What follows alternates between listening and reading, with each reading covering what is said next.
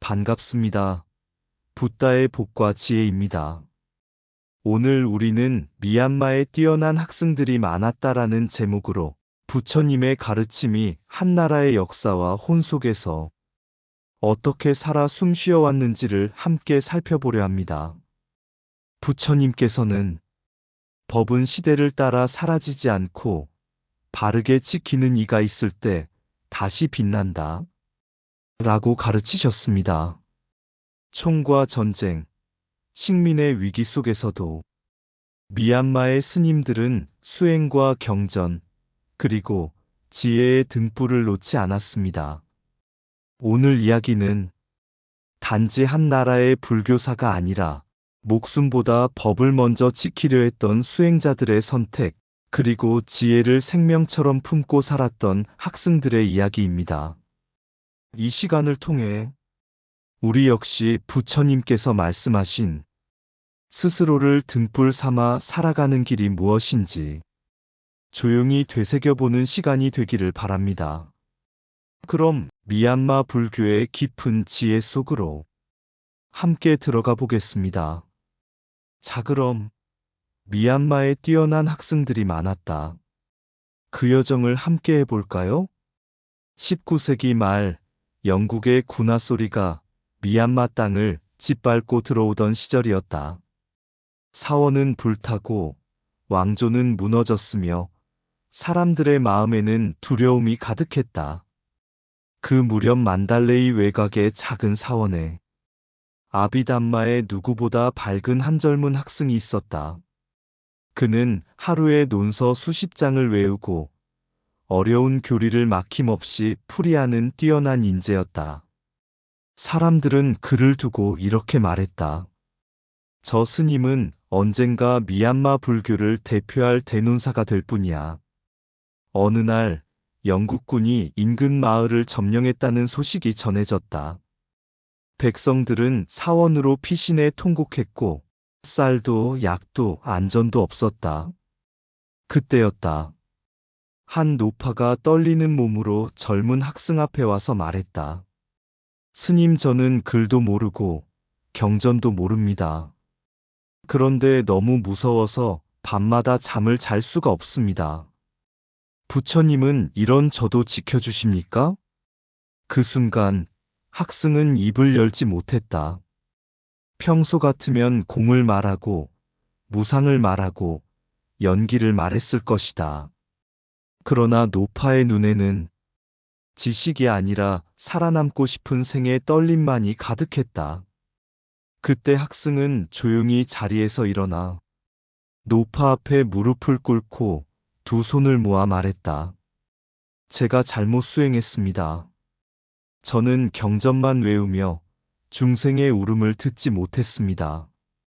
부처님은 두려운 마음을 먼저 안아주시는 분이십니다. 그날 이후 그는 논서를 내려놓고 먼저 굶는 이에게 밥을 나누고 먼저 우는 이의 등을 쓸어주었으며 먼저 길 잃은 사람 곁에 앉는 수행자가 되었다. 그리고 밤이 되면 이렇게 말했다. 오늘은 한 줄도 외우지 못했다. 그러나 오늘은 한 사람의 두려움을 덜었다.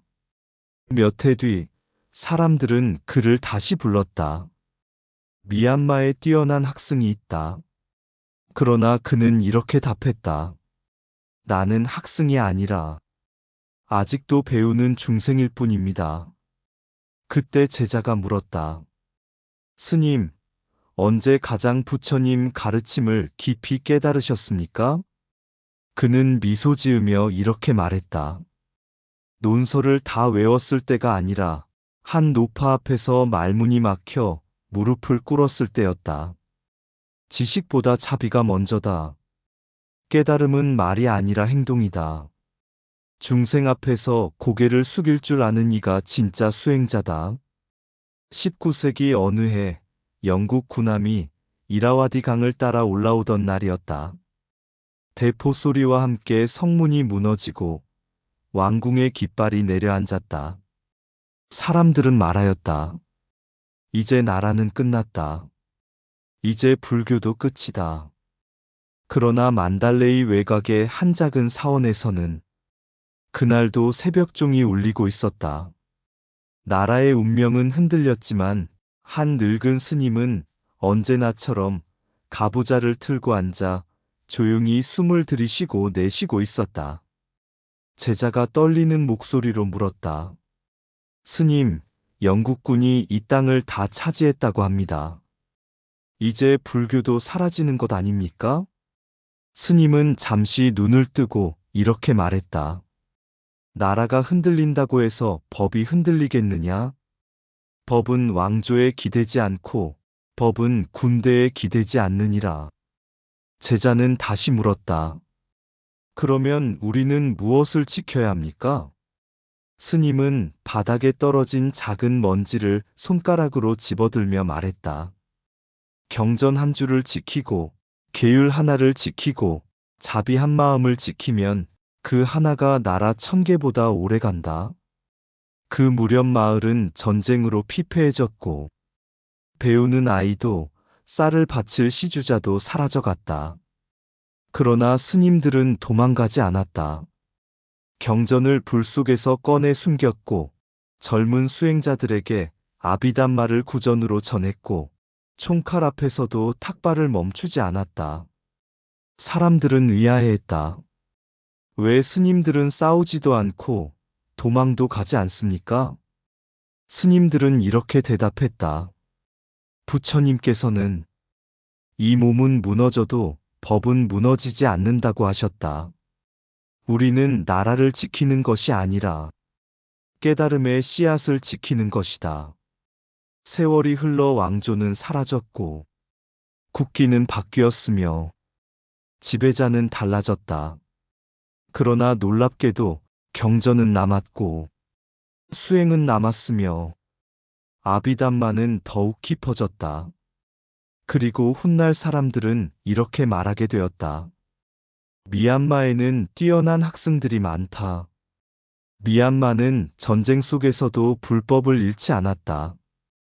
그때 그 늙은 스님은 마지막으로 제자에게 이렇게 말하고 열반에 들었다. 나라가 무너질 때 법까지 붙잡으려 하면 둘 다 무너진다. 그러나 법 하나만 바르게 지키면 나라는 언젠가 다시 일어선다. 무상나라도 권력도 왕조도 모두 변한다. 불퇴전 어떤 상황에서도 수행을 물러서지 않는다. 정법수호 전쟁 속에서도 법을 먼저 지킨다. 자등명 법등명 나라가 아니라 스스로와 법을 등불로 삼는다. 1871년 만달레이. 전쟁의 상처가 아직 가시지 않은 도시에 이상하리만큼 고요하고 장엄한 움직임이 시작되었다. 미얀마 전역에서 수천 명의 학생들이 모여들었다. 그들이 모인 이유는 단 하나, 부처님의 가르침을 다시 바르게 세우기 위해서였다. 사람들은 이것을 제5차 결집이라 불렀다. 한 젊은 학생이 있었다. 어려서부터 총명이 뛰어나 경도 잘 외웠고 율도 정통했으며 특히 아비담마, 곧 마음과 존재를 해부하듯 밝히는 지혜의 학문에 탁월했다. 그는 스승에게 이렇게 물었다. 스님, 경과 율은 부처님 말씀 그대로인데 왜 우리는 이토록 론에 목숨을 겁니까? 스승은 그를 만달레이 언덕 너머 끝없이 늘어선 대리석 경전비 앞으로 데려갔다. 수천 장의 논장이 돌에 새겨지고 있었다. 그리고 조용히 말했다. 경은 태양과 같고 율은 길과 같다. 그러나 론은 눈이다. 제자는 고개를 갸웃했다. 눈이 없다면 태양도 길도 보지 못하느니라. 론이 없으면 경도 율도 시대 속에서 길을 잃는다. 그때 제자는 비로소 깨닫기 시작했다. 론이란 부처님 말씀을 바꾸는 것이 아니라 부처님 말씀을 살아있게 하는 지혜라는 것을. 제5차 결집에서 스님들은 경도 손대지 않고 율도 고치지 않았다. 다만 논장을 가지고 끝없는 토론을 벌였다. 이 마음작용은 어디에서 일어나는가? 이 번뇌는 어떤 조건에서 생기는가? 이 깨달음은 지혜인가? 아니면 선정의 결과인가? 때로는 사흘 밤낮을 쉬지 않고 토론했다. 이기기 위한 논쟁이 아니라 틀리지 않기 위한 정진이었다. 어느 날 그 젊은 학생이 깊은 질문 하나를 던졌다. 스님들, 사람의 분별은 끝이 없는데 아비담마는 어디까지 파고들어야 합니까? 그 순간 백발의 노학승이 조용히 말했다. 분별이 끝이 없다고 해서 지혜까지 멈춰서는 안 된다. 그러나 지혜가 깊어진다고 해서 자비를 잊어서도 안 된다. 그 말에 모든 토론이 멈췄다. 그날 이후 제5차 결집의 학풍은 이렇게 정리되었다. 아비담마는 마음을 밝히는 칼이 돼. 그 칼은 중생을 베는 칼이 아니라 무지를 끊는 칼이어야 한다. 그리고 마침내 수많은 논장이 정리되어 돌에 새겨지고 사람의 머리와 가슴에 새겨졌다. 그래서 훗날 사람들은 이렇게 말하게 되었다. 미얀마에는 왜 뛰어난 학생이 많을까? 그 이유는 단순했다. 경전을 암송의 대상이 아니라 경전을 이해의 대상으로 삼았고 이해를 다시 수행으로 되돌렸기 때문이었다. 그 젊은 학생은 훗날 이렇게 고백했다.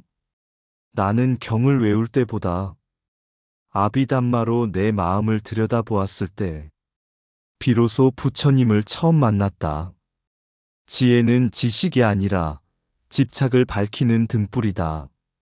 로는 교리를 바꾸는 것이 아니라 삶에 연결하는 달이다. 참된 학승은 논리를 세우기보다 아상을 무너뜨린다. 깨달음은 많이 아는 것이 아니라 잘 비우는 것이다. 경전을 많이 외운 사람이 아니라 집착을 끄는 사람이 참으로 안 것이다.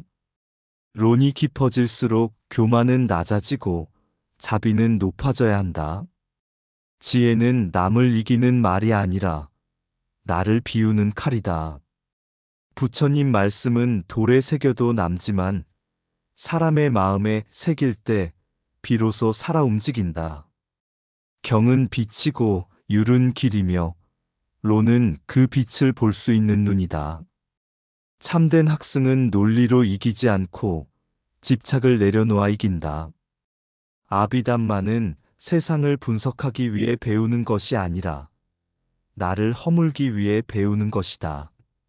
아는 것이 많아질수록 고개는 더 깊이 숙여야 한다. 문자를 붙잡으면 지혜가 막히고 지혜를 따르면 문자는 저절로 열린다. 론이 교만을 키우면 외도요. 론이 자비를 키우면 불법이다. 분별을 밝히되 분별에 매이지 말라. 이것이 참된 지혜다. 경전을 해석하기 전에 먼저 자신의 마음부터 해석하라. 말이 정교해질수록 삶은 단순해져야 한다. 그것이 수행이다. 참된 결집은 경전을 모으는 일이 아니라 마음을 하나로 모으는 일이다. 많이 아는 이는 학자요. 잘 내려놓는 이는 수행자이며 둘을 함께 갖춘 이가 진정한 학승이다. 1954년 전 세계의 불교 국가들이 숨을 고르듯 미얀마를 바라보던 해였다. 영국의 식민 지배가 끝나고 나라는 다시 숨을 되찾았지만 사람들의 마음에는 여전히 상처와 분열이 남아 있었다. 그때 미얀마의 고승들이 뜻을 모았다. 이제는 경전을 지키는 시대를 넘어 중생의 마음을 지켜야 할 때가 왔다. 그리고 역사상 유례없는 제6차 결집이 열렸다. 상좌부의 장엄한 율과 초기 경전의 순수한 가르침이 중심이 되는 이 자리에서 한 젊은 학생이 조심스럽게 질문을 올렸다. 스승님들, 대승의 보살 사상과 논서들을 우리는 어떻게 해야 합니까? 순간 법당 안이 조용해졌다. 상좌부 불교에서 보살 사상은 필수도 아니고 중심도 아니었기 때문이다. 그때 백발의 원로 스님 한 분이 천천히 자리에서 일어나 이렇게 말했다. 우리는 오랫동안 나의 해탈을 가장 먼저 배웠다. 그러나 이제는 남의 고통을 먼저 바라볼 때가 되었다. 장내가 숨을 죽였다. 부처님께서 성도하신 날 밤 먼저 깨닫고도 열반에 들지 않으시고 다시 숲으로 내려오신 이유가 무엇이더냐?